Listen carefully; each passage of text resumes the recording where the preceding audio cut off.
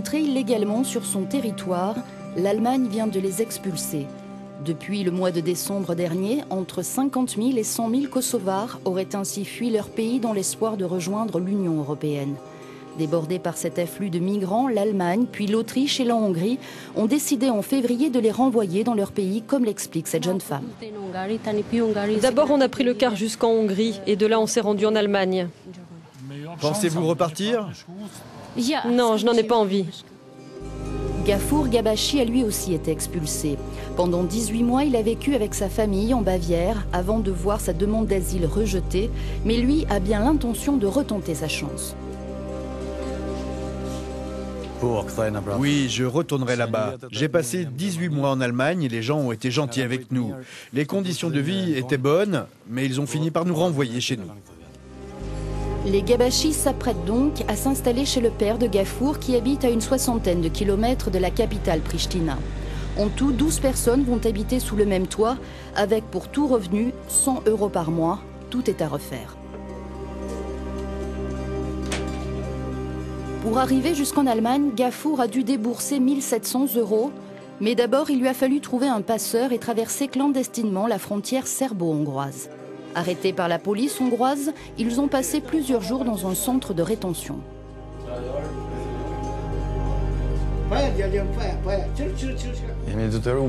La vie était très dure dans le camp de réfugiés en Hongrie. On a dû partir parce qu'il y avait toujours des bagarres. Il y a même eu des morts. Des gens de couleur ont été tués. Alors on a été obligé de quitter la Hongrie pour l'Allemagne à cause du danger. Gafur a beau être rentré sain et sauf au Kosovo, quelle perspective d'avenir a-t-il vraiment ici? L'avenir, catastrophique. Sans argent, sans salaire, sans travail, comment je vais nourrir mes enfants? Ça s'annonce très mal. S'il a de la chance, Gafur trouvera peut-être du travail à Pestova. Cette usine de fabrication de chips emploie 150 personnes qui gagnent entre 350 et 450 € par mois.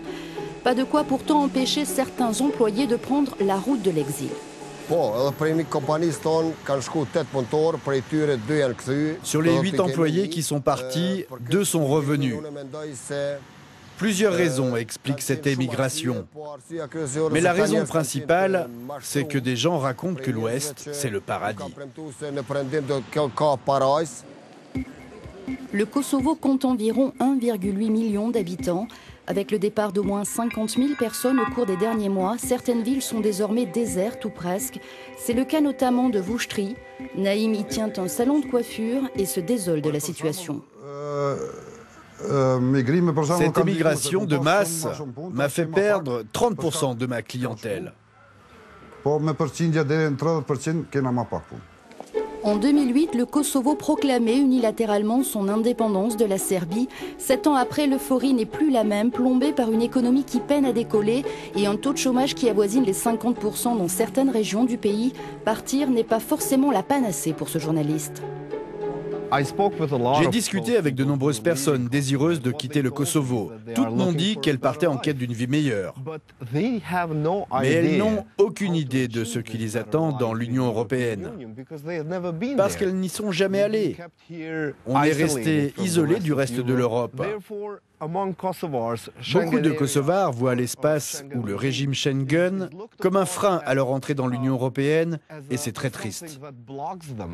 From entering into European Union countries, mainly into European Union countries, and that's really sad. I feel humiliated that Je me sens humilié d'avoir à présenter une dizaine de documents et d'avoir à faire la queue pendant des heures devant une ambassade pour obtenir un visa. En plus, rien ne me dit qu'on m'en délivrera un. Après le Kosovo, notre équipe a pris la direction de Subotica en Serbie en empruntant le chemin que suivent généralement les migrants. La ville se trouve à une dizaine de kilomètres de la frontière européenne et a vu arriver un très grand nombre de candidats à l'exil au cours des 3 ou 4 dernières années. La plupart en provenance du Kosovo, d'Afghanistan, mais aussi de Syrie et d'Irak, comme Naji Hagi Issa, pour qui le plus difficile a d'abord été de rejoindre la Bulgarie.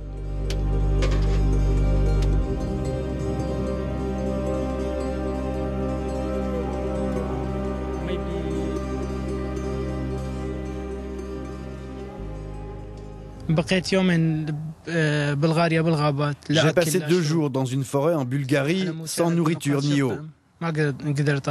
Il y avait des barrages de police partout. On ne pouvait aller nulle part. Au bout d'un moment, j'ai pu reprendre mon périple et 2 jours plus tard, j'arrivais en Serbie.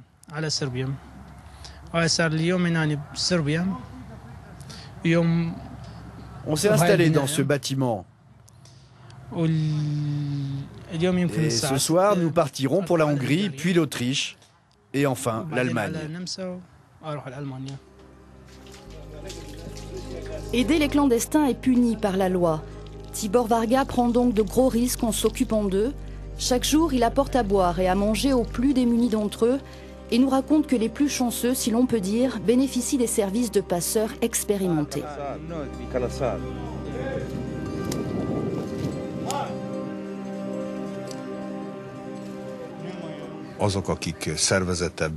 Ceux qui passent la frontière de façon organisée ne passent généralement pas par ici. Les seuls à venir ici sont ceux qui n'ont pas d'argent ni de contact. Ou bien c'est parce qu'ils ont été lâchés par leurs passeurs, alors ils attendent ici.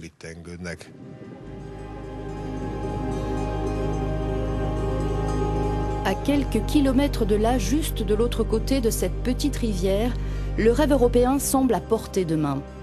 Sur la berge, des traces de pas encore fraîches prouvent que des migrants ont encore tout récemment tenté de franchir la dernière frontière les séparant de l'Union européenne.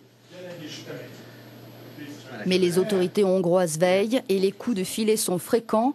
En février, la police a interpellé 1700 personnes en une seule journée. Cet agriculteur de la région témoigne.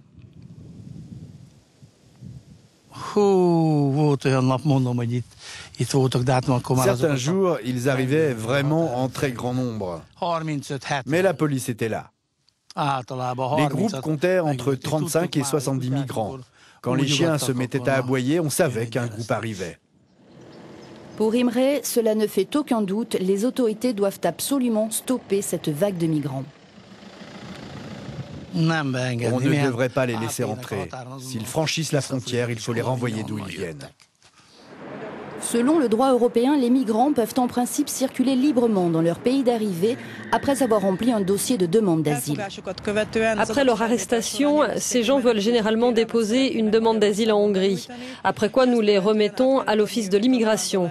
Et à partir de là, ils sont autorisés à circuler à l'intérieur du pays. Certains d'entre eux en profitent pour rejoindre un autre État membre plus à l'ouest en se déplaçant au sein de l'espace Schengen. En 2014, la Hongrie a enregistré 42 000 demandes d'asile. Avec l'Allemagne, elle envisage aujourd'hui de durcir sa politique migratoire.